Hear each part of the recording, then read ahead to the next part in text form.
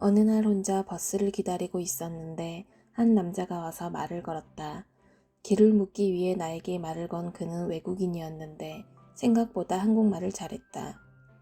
한국말을 잘하는 외국인을 보는 게 마냥 신기했지만 티를 내지 않고 나는 가는 길을 설명해 주었다.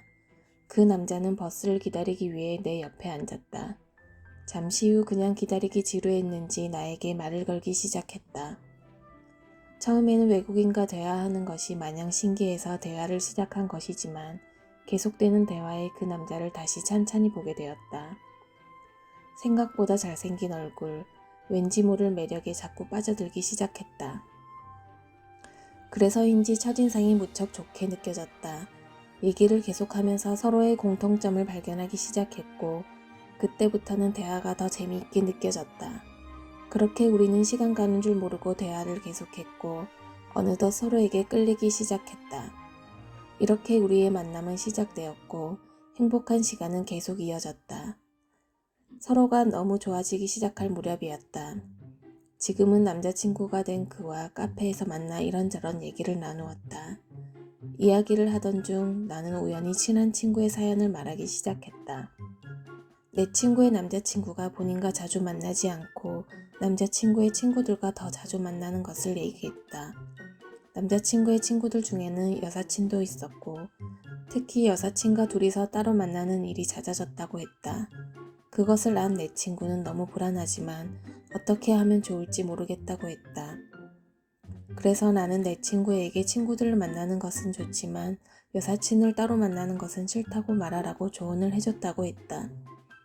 그 이야기를 들은 내 남자친구는 내가 친구를 생각하는 마음은 알겠지만 친구들을 만나는 것까지 터치하는 것은 좋지 않다고 말했다. 여자친구를 만나기 이전부터 만난 친한 친구들인데 여자친구가 생겼다고 해서 친구들과 멀어지는 것은 좋지 못하다고 했다. 그리고 여사친을 만나는 것에 대해 불안감을 느끼는 것은 더 이해를 못하겠다고 했다. 남자친구의 대답에 난 조금 당황했지만 나는 티를 내지 않고 말했다. 세상에 여자 사람 친구는 있을 수 없다고, 남자와 여자는 친구가 될 수 없는 존재들이라고 설명했다. 솔직히 처음에는 친구지만 계속 만나다 보면 서로에게 호감이 생길 것이고 그러면 사귀는 건 시간 문제라고 나는 설명했다. 남자친구는 그런 나의 사고방식을 이해할 수 없다고 말했다. 남자와 여자는 친구가 될 수 있고 그런 사람들은 얼마든지 있다고 했다. 본인 또한 그런 여사친이 많다고 했고 자주 만난다고 말했다. 나는 당황하지 않을 수 없었다. 내 남자친구에게 여사친이 많다는 것을 이제야 알았다. 가만히 생각해보면 친구들을 만난다고 하루 종일 연락이 없는 날이 많았는데 그게 여사친과 만난다고 그런 것인 듯 보였다. 이참에 얘기를 해야겠다고 생각했다. 난 우리가 만나지 않아도 연락을 자주 할 필요가 있다고 말했고 이런 여사친 얘기는 미리 말해줬으면 한다고 했다. 한국 사람들은 그런 것에 불안을 느끼고 그렇기 때문에 조심을 해야 한다고 말했다. 하지만 남자친구는 굳이 각자의 시간을 가질 때는 연락을 할 필요는 없다고 했다. 연애와 사생활을 연결지어 생각하면 안 된다고 말했다. 외국에서는 서로의 사생활을 존중한다고 말했고 한국의 이런 문화는 이해할 수 없다고 말했다. 이것을 문화 차이라고 말해버리니 딱히 반박할 말이 생각나지 않았다. 하지만 남자친구와의 사이를 생각해서 이 일은 그냥 넘기기로 했다. 그러던 어느 날이었다. 남자친구의 오랜 친구가 한국에 놀러 온다고 해서 남자친구의 집에서 같이 만나기로 했다. 나는 남자친구의 베프와 만나는 건 처음이라서 어떤 사람인지 너무 궁금했다.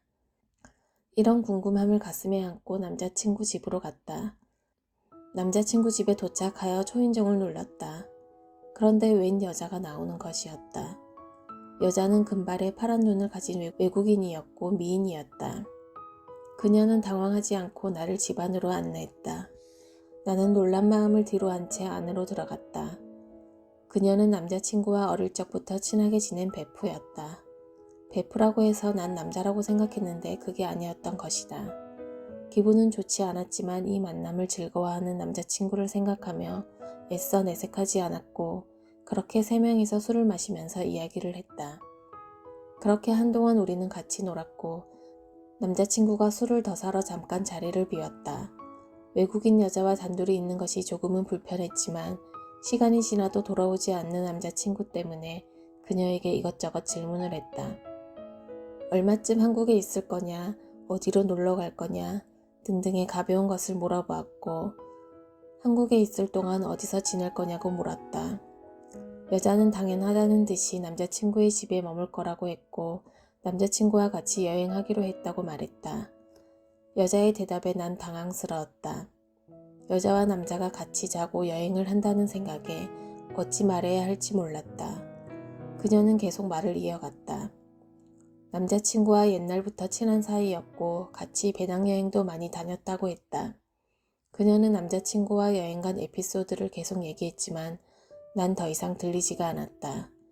난 망치로 머리를 맞은 것처럼 멍했고 아무 생각이 나질 않았다.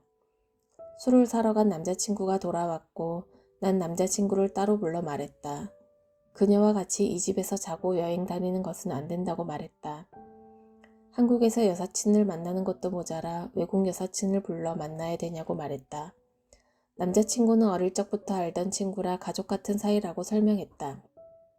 그리고 그녀는 지금 남자친구도 있어 걱정할 필요가 없다고 했다. 그럼 남자친구와 같이 놀러 와야지 왜 혼자 와서 너랑 같이 놀려고 하는지 난 이해할 수 없다고 말했다. 나의 계속되는 화해에 결국 남자친구는 백기를 들었고 친구를 잘 설득하여 근처 호텔로 보냈다. 오랜만에 만난 베프와의 즐거운 만남을 망가뜨린 내가 순간 속이 좁은 것처럼 느껴졌지만 그래도 내가 잘했다고 생각했다. 남자친구의 양보에 난 그녀와 같이 여행은 다녀도 된다고 말했고 내 말을 들어준 남자친구가 너무 고마우면서도 미안했다. 이렇게 이번 일은 마무리되었고 우리의 사랑은 더 단단해지는 것 같았다. 며칠이 지났다. 오랜만에 기분도 풀 겸 해서 친구를 만났다. 사소한 얘기부터 시작해서 서로의 남자친구 얘기, 그리고 흉도 보면서 각자가 속에 쌓인 스트레스를 풀었다. 그렇게 친구와 즐거운 시간을 보내고 2차로 자리를 옮기려고 밖으로 나왔다. 그런데 남자친구가 웬 낯선 여자와 술을 마시고 있었다.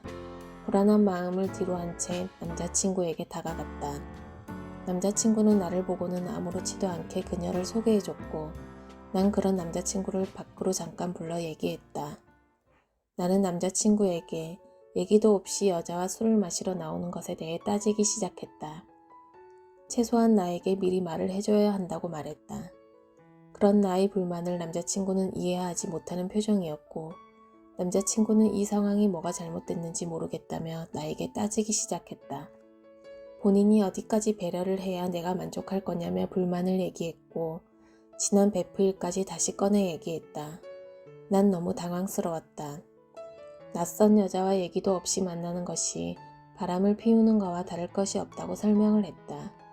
남자친구는 결심을 했는지 이내 말을 하기 시작했다. 우린 서로 많이 좋아하지만 각자의 생각이 너무 다른 것 같다고 했다. 그게 처음에는 이해할 수 있을 것 같았는데 지금은 그렇지 않다고 했다. 각자 조금 떨어져서 생각의 시간을 가질 필요가 있는 것 같다고 말했다. 쇠몽둥이로 한 대 맞은 것처럼 띵했다.